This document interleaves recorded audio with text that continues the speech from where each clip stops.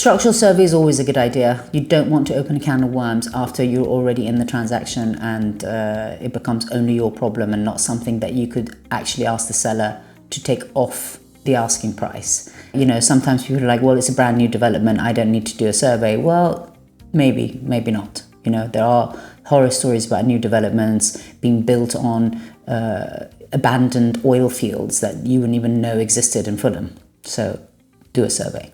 On a house, you should always have a structural survey.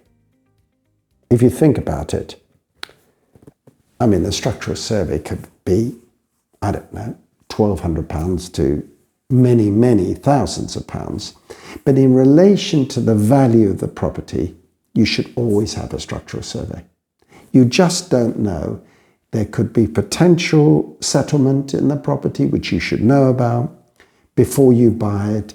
If there are issues, structural issues, or even maintenance issues, which you wouldn't be aware of. Now, sometimes the price reflects the condition of the property, but information is power. Structural surveys is a good idea in every instance.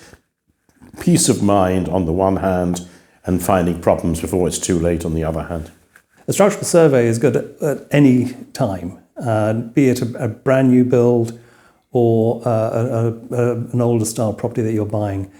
Actually, even more so on new builds, actually, because quite sometimes there have been horror stories where developers have cut corners, and so it's just as important no matter what, even if you are getting guarantees. So get it done early.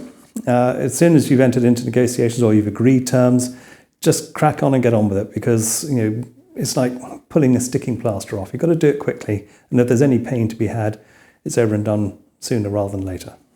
It is always a good idea to do a structural survey. It can save you a lot of headaches. It can potentially, if there are some issues in the houses, highlight those issues, and if needed be, it may give you some ammunition to negotiate the price down if needed.